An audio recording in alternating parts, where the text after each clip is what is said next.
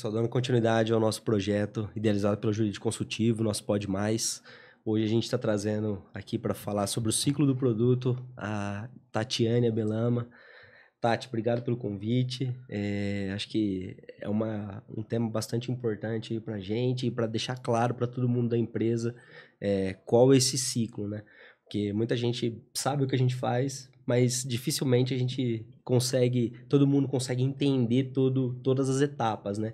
Então, de forma bastante breve aqui, a gente vai abordar isso através de você, do seu conhecimento, e a gente agradece e para coroar, a gente está trazendo um mimo aí. Legal. Obrigada né? a vocês, obrigada mesmo. Então, muito obrigado por ter muito vindo. obrigada, viu? Tá? Queria agradecer o Matheus e o Lucas também, que tá com a gente aqui. Então, a gente vai seguir aí com esse bate-papo. Acho que vai ser muito importante aí, bastante esclarecedor para todo mundo. Bacana, obrigada pelo convite. É isso.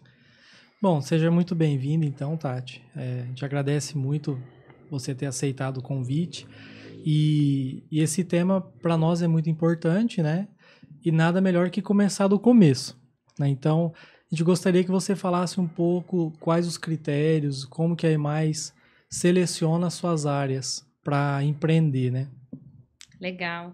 É bem bacana falar, né, sobre aprovação de produto, sobre o início do produto e explicar um pouquinho, porque as pessoas pensam que por que demora tanto, né? Quando a gente Sim. começa, vocês que estão lá no jurídico, que iniciam com a gente lá as tratativas com os parceiros, e entender o ciclo aí, né? O porquê que às vezes o produto, vocês fazem um contrato num tempo e demora um tempo aí para a gente conseguir fazer a entrega e realizar o empreendimento. Essa parte inicial, ela é muito importante, acho que é a fase mais importante do projeto, né? Identificar quais são as necessidades da cidade, quais são as peculiaridades de cada prefeitura, de cada órgão, entender ali quais são as soluções de infraestrutura que existem, quais são aquelas que a gente vai precisar executar. Fazer mesmo, né? Eu brinco que às vezes fazer loteamento é como você pegar um sítio e iniciar uma cidade, iniciar um bairro ali. Então você tem que colocar às vezes infraestruturas de padrão de início de cidade mesmo, né? E o negócio ele começa nessa análise de área, de regional, de região, entender se tem infraestrutura.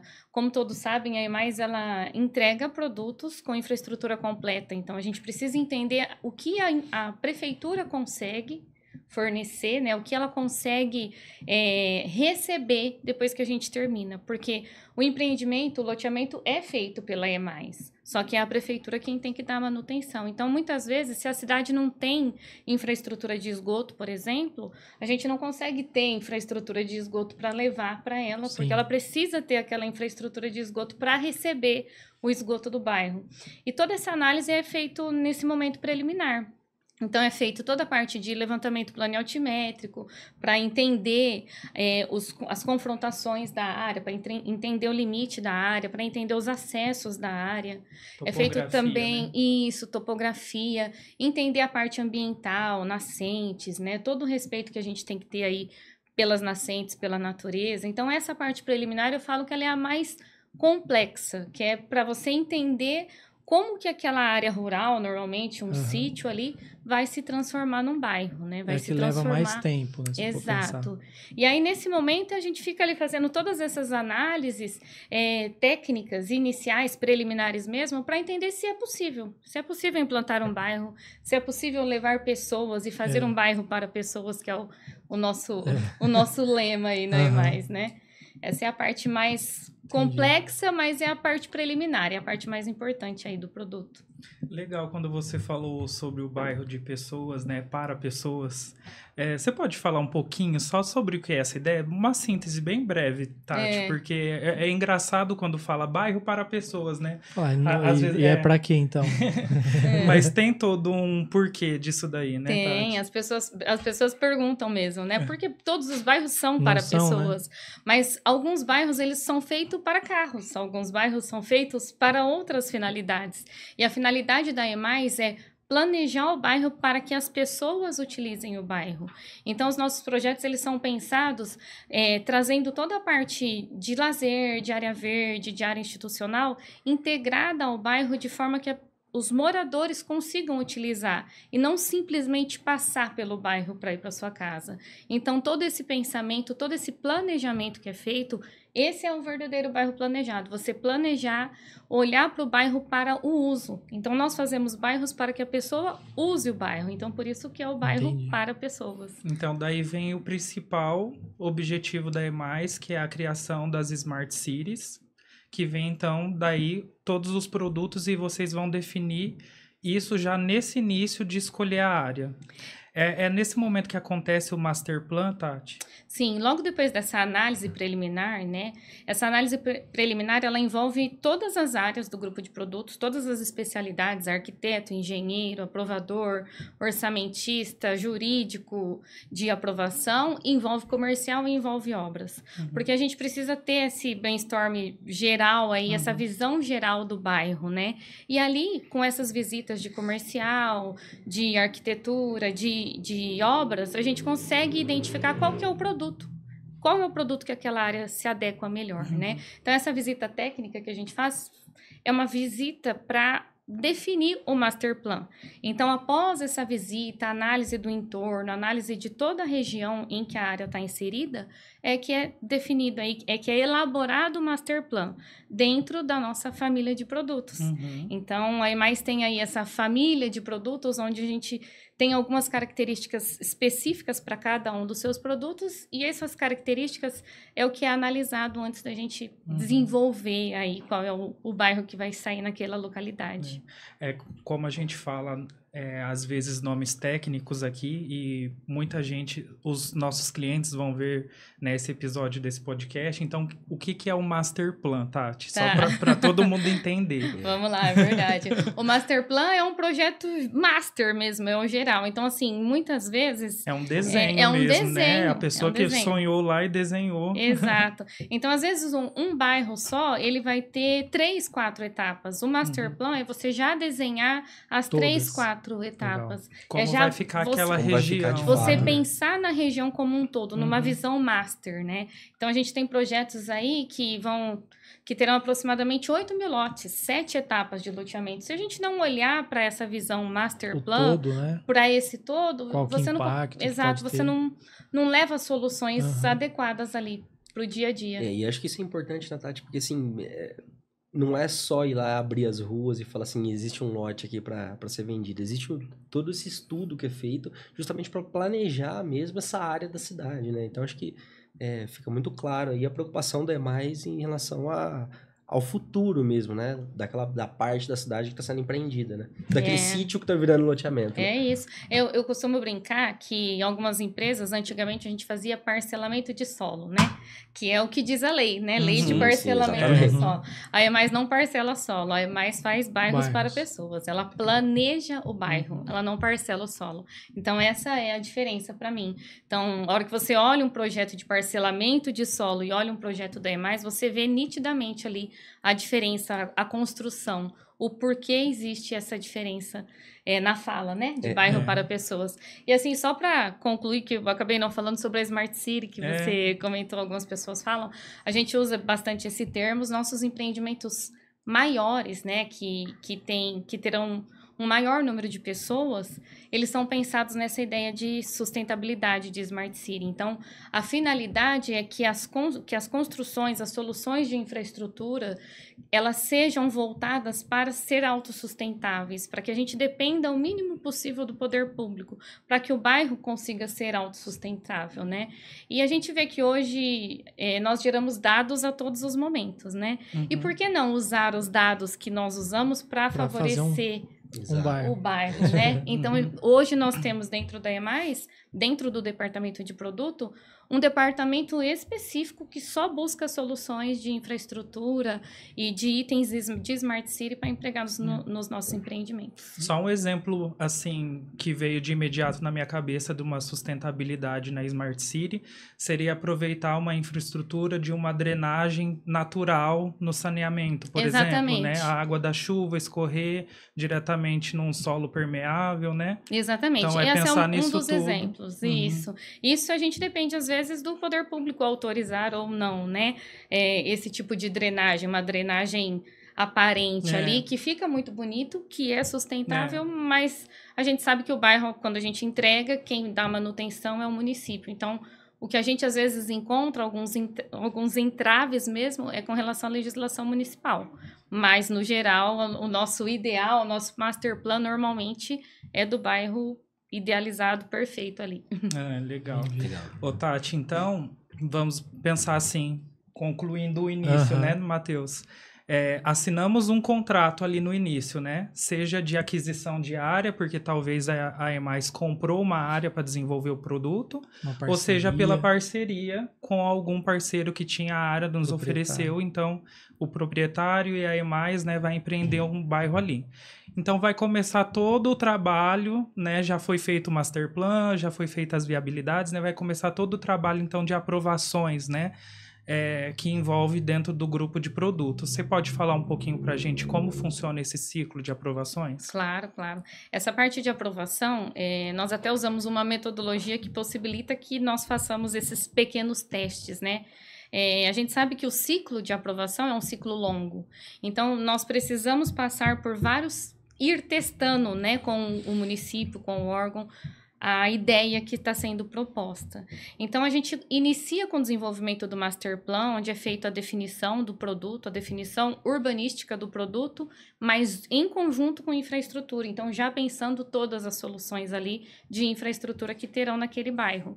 Então, quando o arquiteto desenha uma quadra, a gente usa o termo de cocriação com infraestrutura, para que consiga colocar as quadras exatamente na posição que as curvas de níveis, por exemplo, né, da área, que é a declividade do terreno, possa favorecer o lote. Então, tudo isso é feito em conjunto.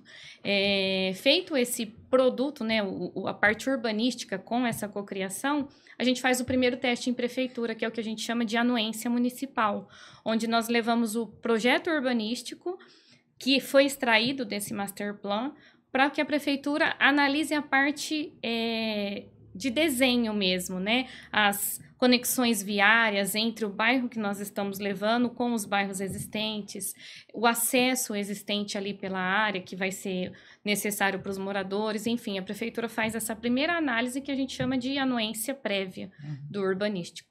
A prefeitura concordou com essa anuência, a gente volta com esse projeto para os engenheiros, e aí os engenheiros começam a fazer a parte difícil, na minha opinião.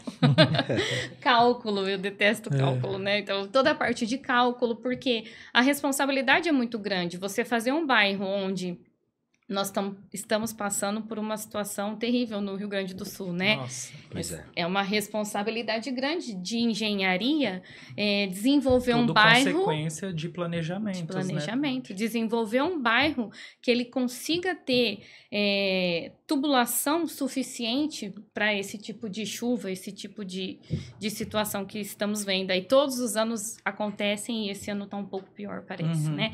Mas aí, nesse momento é onde eles fazem todos os cálculos, pela quantidade de pessoas que possivelmente habitarão aquele bairro, por quanto tempo. Então, nós temos todos esses cálculos, essas projeções, para que sejam feitos todos os cálculos de diâmetro de rede, de calçada, de água, esgoto, enfim, para que o bairro seja um bairro onde a pessoa consiga morar com segurança e sem nenhum transtorno, né?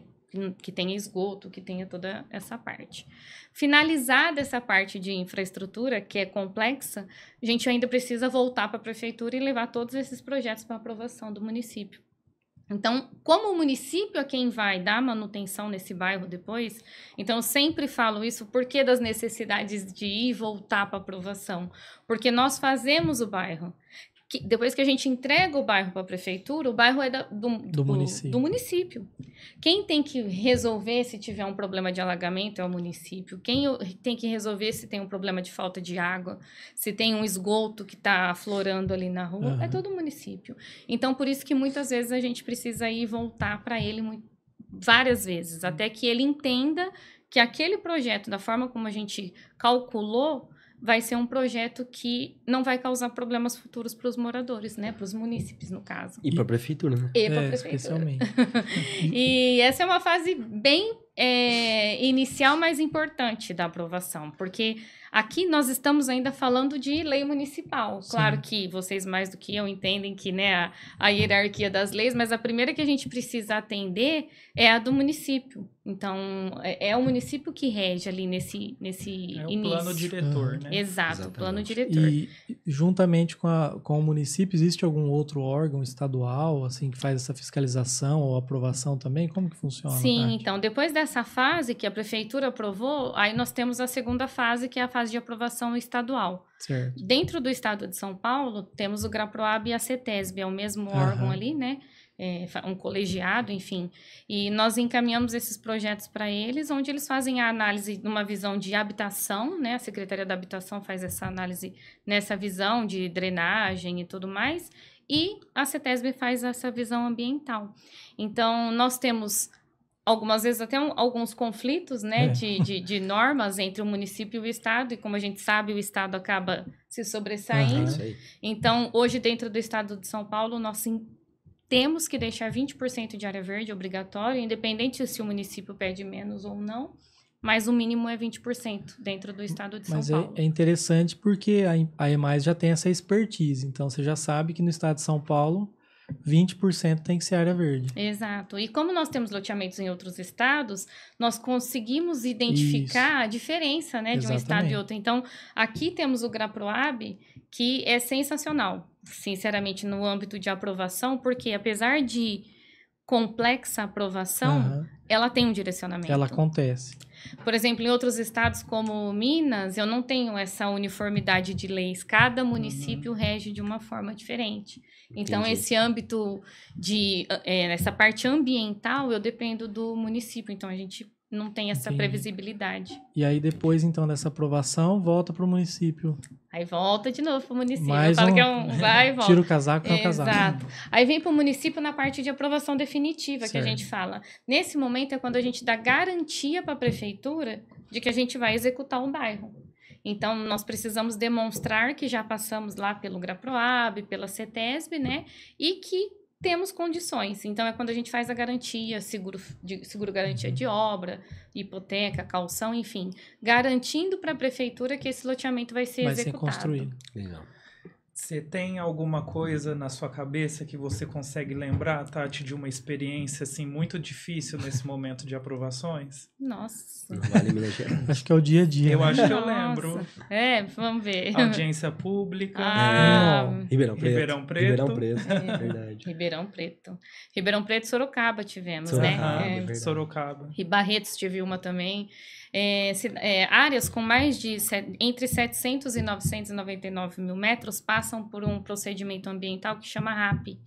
Ele é um processo de análise de impacto ambiental devido ao tamanho da área. Já áreas acima de 999, né, 1 milhão de metros, a gente passa pelo que a gente chama de EIA-RIMA, que foi a audiência pública que você participou. O EIA-RIMA de Ribeirão, salvo engano, demorou 4 anos. Então, a gente precisa de um escritório especializado em ambiental, que temos parceiros excelentes com a gente, onde eles fazem todo esse trabalho de análise ambiental, fauna, flora, todo esse mapeamento é feito, e o processo de EIA-RIMA, ele exige que a gente leve isso a público. Então, é feita a audiência pública, publicada em jornal, em televisão, carro de som, para que as pessoas compareçam mesmo. E ali as pessoas chegam realmente para falar sobre o impacto e se eles concordam ou não com aquele bairro, né? Algumas pessoas defendendo a parte de fauna e flora, onde nós precisamos demonstrar que isso também está sendo mitigado. Porque algumas pessoas não conseguem entender que fazer um bairro, na verdade, ajuda. A densidade da região ajuda, em vez de atrapalhar, se ela é bem feita, se ela é bem planejada. Então, muitas vezes, o que precisa naquela região é realmente que haja urbanização. A urbanização, na verdade, vai resolver o problema de algumas regiões. E algumas pessoas acabam não entendendo isso, mas a gente tem, né, temos aí as leis e os estudos que demonstram o quanto isso é importante. Exatamente. Muito simples pela explicação, né? Bem simples. Agora, na prática, né? Eu convido todo mundo para fazer um estágio durante 5 anos. A gente acompanha alguns pontos, a gente sabe a complexidade, né? É. As dificuldades que surgem nesse burocrático, caminho. Exatamente. Essa é a palavra. Isso tudo me pareceu, exatamente, Lucas, muito burocrático, né? Uma infinidade de documentos, uma infinidade de etapas, né? E a gente gostaria que você falasse um pouco como que isso funciona dentro do grupo de produtos, né? Como que essa interação de trabalhos, você já começou a falar um pouquinho, né, entre arquitetos e engenheiros, como que é? Existe um método para isso tudo andar, para isso funcionar? Como que funciona isso? Nós usamos uma metodologia, né, uma metodologia ágil, que é o Scrum, para conseguir medir de forma rápida, reagir de forma rápida, né? Então, metodologia ágil, muitas pessoas pensam, não, se é metodologia ágil, tem que ser rápido. E, na verdade, não é. A reação é que tem que ser rápida, né? Então, essa metodologia que a gente usa, ela possibilita que a gente receba uma devolutiva de um órgão e rode rapidamente o ciclo, a melhoria necessária para a evolução. Como todos sabem, lei muda todos os dias, né? Todos os dias mudam leis. E a gente precisa dessas melhorias. Então, essa metodologia que a gente usa possibilita que a gente consiga aí, reagir. Hoje temos 74 projetos em andamento na aprovação. Então, seria muito difícil terminar o ciclo de um projeto e chegar lá na frente e falar que eu preciso jogar tudo fora porque ficou obsoleto, né? Então, a metodologia ajuda que possamos fazer esses ciclos mais curtos e reagir rapidamente a essas questões, essas mudanças. Muito legal. Ô, Tati, aí depois que a gente passou por tudo isso, acabou superado, né? A gente bateu o sininho lá dentro da empresa, porque tem um sininho, tá, pessoal, dentro da empresa, que quando supera-se grandes etapas, a gente anuncia para todo mundo saber, né? É isso. Aí acontece uma passagem de pasta, né? De vocês para o pessoal de obras entrarem, então, e começar o início das obras ali, então, do nosso empreendimento. Como que isso acontece ali, essa mudança de ciclo ali entre vocês, entre o grupo de produtos e o início das obras? Depois dessa aprovação final, né, de prefeitura, a gente passa pelo registro ainda, né, a fase legal, a legalização do loteamento, que possibilita que a gente consiga vender, né? Porque sem o registro não vende.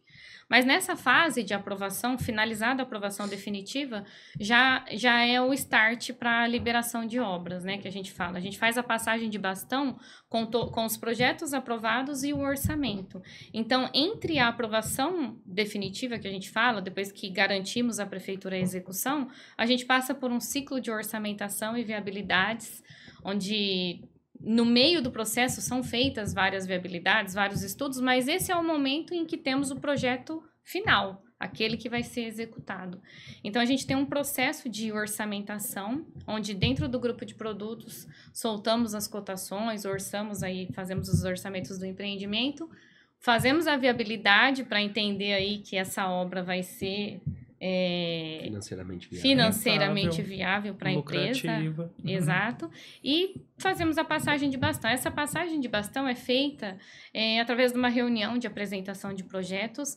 Apesar de obras participar durante todo esse ciclo de aprovação, inclusive acompanhando a gente em reuniões em prefeitura, porque ele é o nosso stakeholder inicial ali, né? Quem precisa executar o projeto. Então, eles participam bastante com a gente. Mas essa é a fase de passagem de bastão, onde a gente entrega projetos e verba suficiente para que eles possam executar a obra ali do empreendimento. E esse planejamento que é feito, em quantos meses a obra vai ser feita, também é feito pelo grupo de produtos, junto com a participação ali de obras. Então, é feito a 4 mãos ali, e a gente consegue montar um planejamento de entrega de obras que atenda ao prazo legal que a gente tem para execução. Perfeitamente. Entendido? E E aí depois, então, dessa passagem de bastão, né, como o Lucas falou, quando que a gente considera que essa obra foi concluída? Existe algum documento, alguma coisa que o município fornece? Sim. O município ele emite o que a gente chama de TVO, né, que é o termo de verificação de obras. A maioria dos municípios, eles fazem vistorias semanais, quinzenais, às vezes mensais, dependendo do município, acompanhando o pessoal de obra mesmo durante a execução. Até uma prévia, então, do que seria o final. Não seria bem uma prévia, é como se eles ficassem analisando se o material que está sendo feito o que eles aprovaram, adequado. Teoricamente. E aí, ao final, né, com a obra pronta, e para isso precisa estar água, esgoto, energia elétrica, tudo funcionando, todos os itens funcionando ali, e a gente pede um termo de verificação, né, o Departamento de Obras pede um termo de verificação de obras para a Prefeitura faz as vistorias no bairro, confirma que foi tudo executado conforme o combinado, o aprovado, e aí ela emite esse termo de verificação de obras, que é a entrega final do empreendimento para o município, porque a gente tem uma fase que depois, posterior a essa, que é a entrega para o órgão ambiental estadual, que é a LO. Mas essa entrega para o município, que é o TVO, é onde já possibilita que os clientes consigam já iniciar as obras civis. É o que mais importa para eles, exato, né? Porque aí estão possibilitados, então, de iniciarem as obras das residências, dos comércios ali no bairro entregue, né? Então, esse é o famoso TVO, né? Exato. E a gente tem, assim, as pessoas às vezes falam, poxa, por que a dificuldade, né, no TVO de entregar uma obra? Como eu disse, as leis mudam diariamente.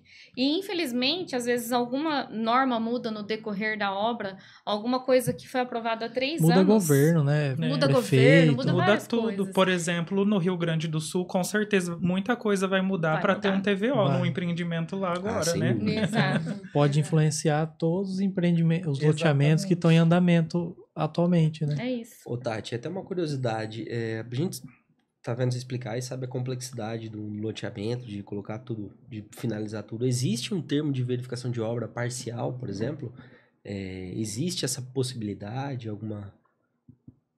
Olha, depende isso só depende do município. Não significa que é um termo de obras parcial. Qual a finalidade do termo de verificação de obras? A prefeitura também quer ter a garantia de que o Lucas vai lá começar a construir a casa dele, vai ter água, vai ter esgoto, vai ter energia.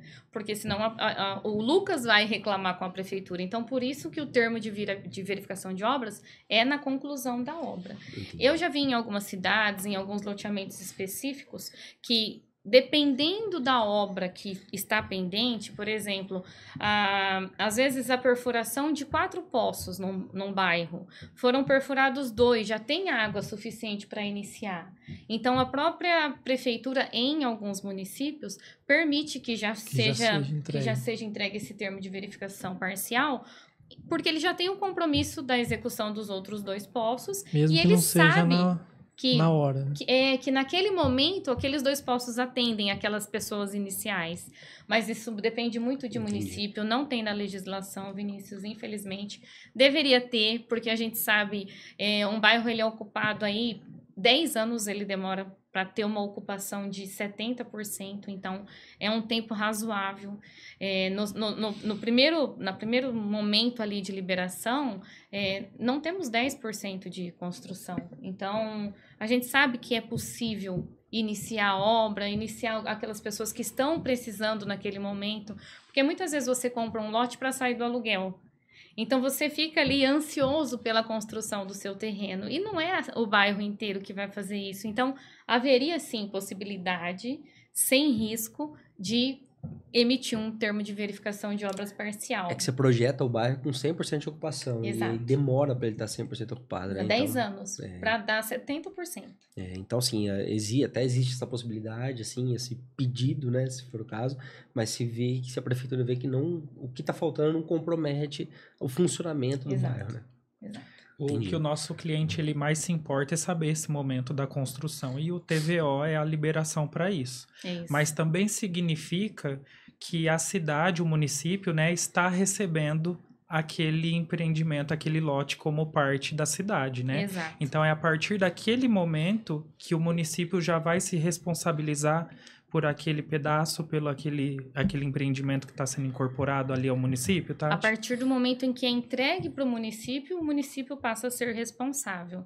O que temos nós como empreendedor é garantia legal. Né? Então, temos uma garantia legal de 5 anos. Eu brinco que a EMAIS tem uma garantia de 20 anos nos bairros dela, porque são 5 anos a garantia legal para o município, então todas as obras elas precisam estar em perfeito estado ali durante os primeiros 5 anos. Garantia de qualidade de material, né, de execução, enfim.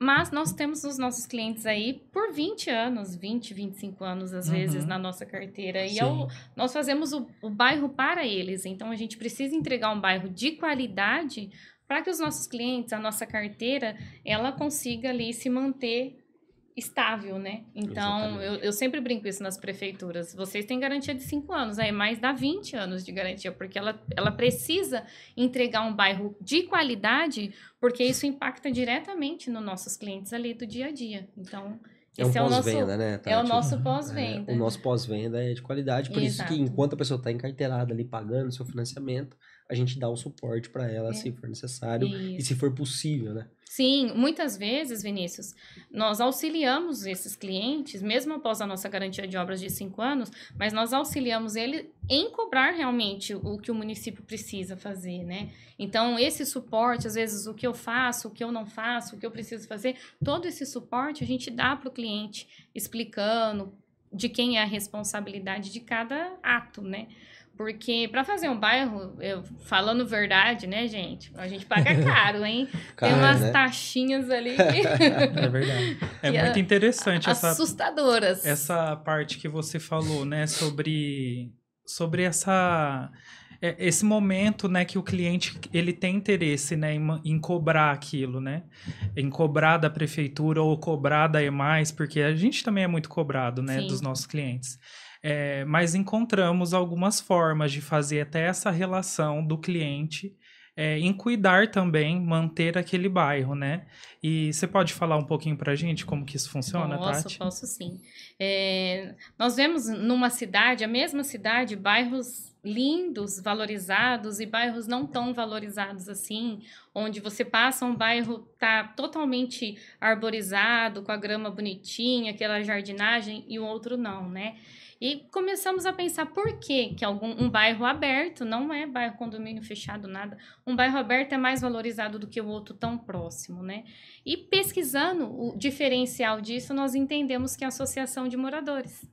Muitos bairros, na verdade, quem monta a associação, a maioria das pessoas, quem monta, são os moradores ali que se incomodam. Se reúnem, né? Que se reúnem, que se incomodam com a sujeira, se incomodam com uma área institucional. Como eu disse, nós temos obrigação legal, né, de deixar áreas públicas. Então, 5% de área institucional e 20% de área verde, por exemplo. Uma área institucional que a gente deixa num projeto, ela é deixada para que o município use para os munícipes, faça uma escola, uma creche.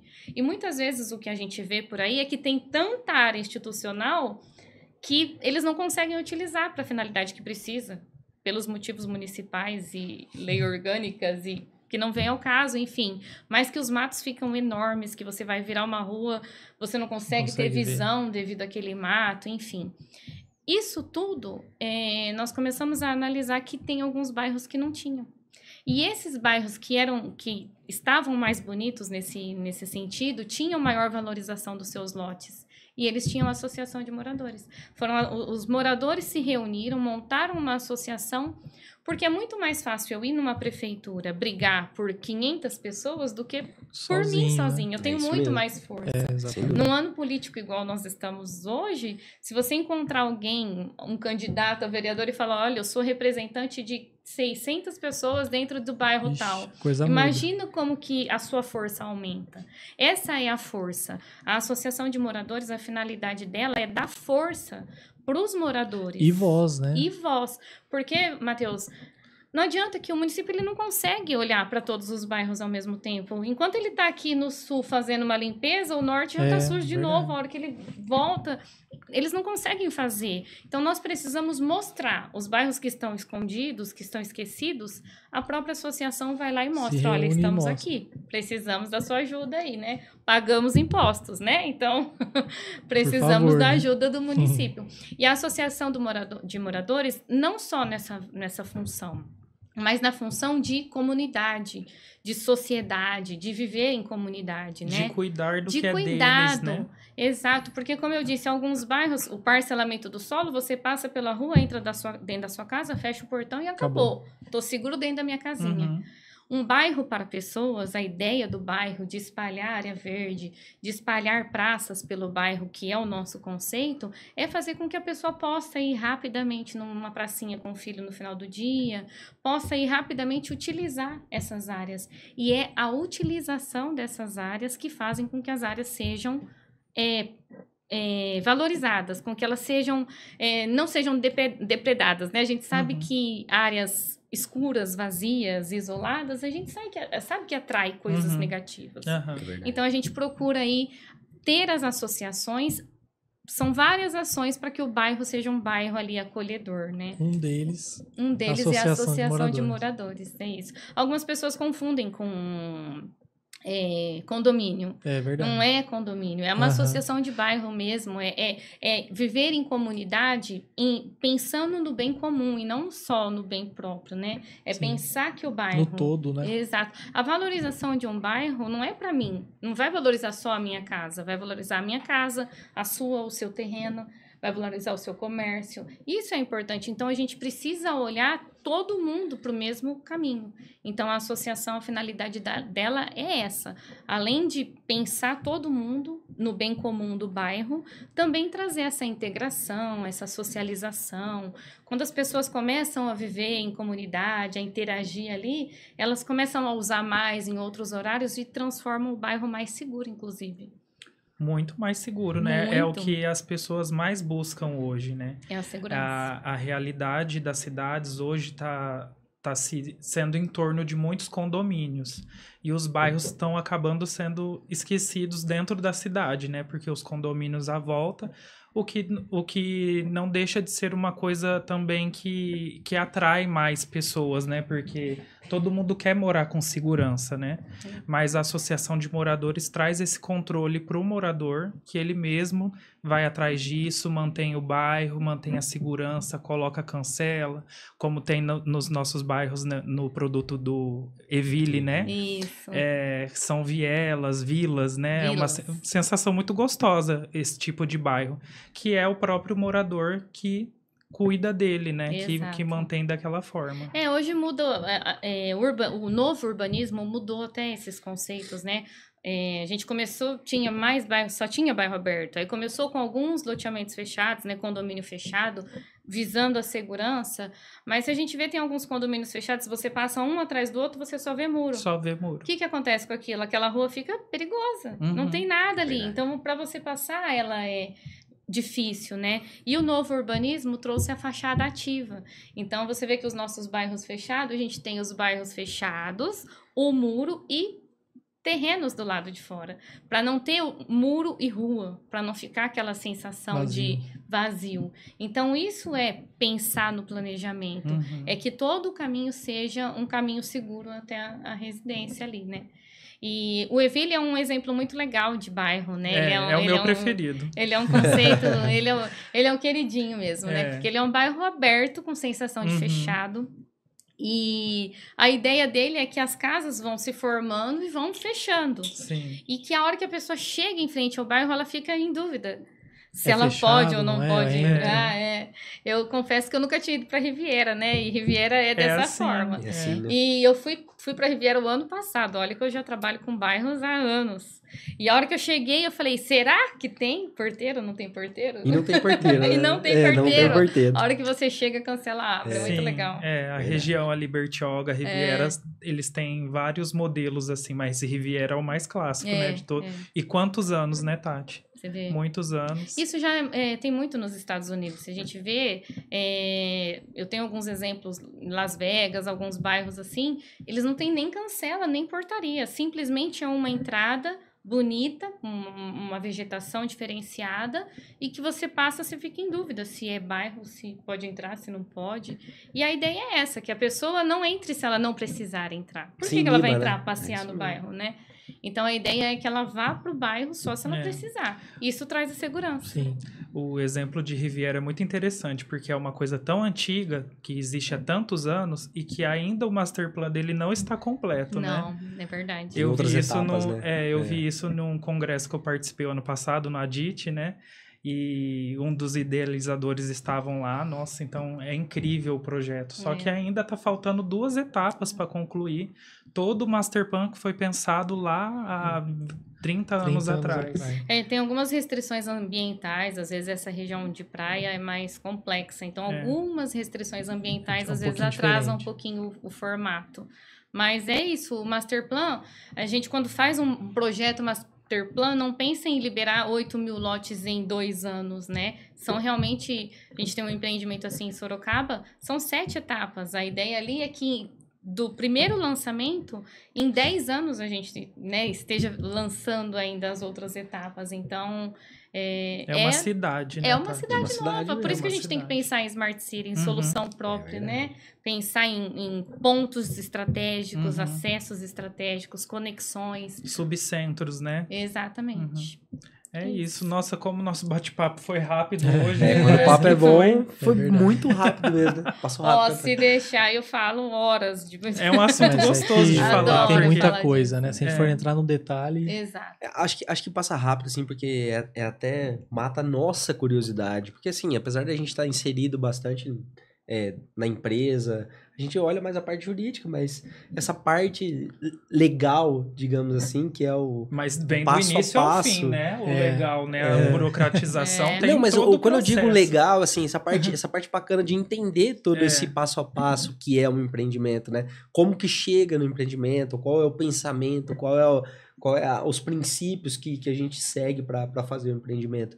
Então, acho que isso é uma curiosidade pra gente. Se deixasse, a gente bateria papo aqui também. É tarde. Tem muita coisa que a gente tem que perguntar ainda. Mas, assim, como nosso tempo é curto, acaba que não dá pra fazer. E cada batalha, a gente quer bater o sino. Até comentando, né? Que ele comentou sobre o sino. Pra nós, o sino é o símbolo de uma conquista mesmo, Exatamente. né? A gente conseguimos entregar, passou. Essa barreira foi. Vamos pra próxima. Mais ou menos isso.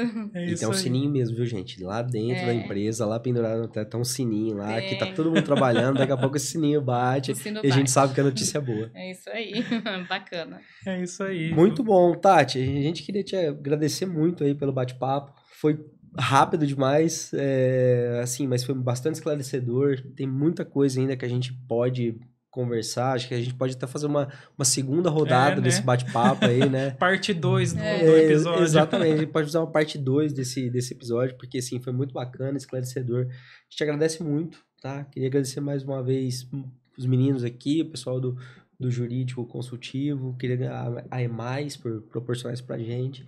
E a gente está à disposição e muito bacana. A gente saiu aqui com bastante dúvidas esclarecidas. Até a gente. E bastante dúvidas ainda, E muito né? conhecimento, né? Especialmente. É bom sugar da Tati. Ela fala as coisas com muita propriedade. Direto na São fonte. anos de experiência ali, né, Tati? Verdade, Tati. Quantos anos já mais? 20. 2004 eu comecei. Comecei estagiária, eu brinco. Primeiro registro foi com 2 anos, 20 né? anos, gente. Primeiro registro foi com 2 anos, ela tá com 22, né, Tati? Então tá tranquilo. Então quer dizer que você tem filhos de 20 anos dentro da EMAIS. Empreendimentos que foram entregues, já tá 100% concluído. Tenho filhinhos lá já, vários. Legal. Vários. Todas as vezes que eu vou numa cidade, passo por algum bairro, eu entro na cidade pra ver como é que ele tá. Eu gosto muito. São meus filhos mesmo. Satisfatório, né? Muito satisfatório, muito legal. Resultado do trabalho, né? É muito bacana. E a gente sabe como é difícil, né? Desde o início. Exato. É árduo, mas vale a pena. Mas vale a pena. Valeu, Tati. Obrigado. Obrigado, Tati. Obrigado, gente. Obrigado, pessoal. Acho que a gente fica por aqui e na próxima aí a gente traz mais uma novidade pra vocês aí e será em breve. Valeu, gente. Falou. Obrigada.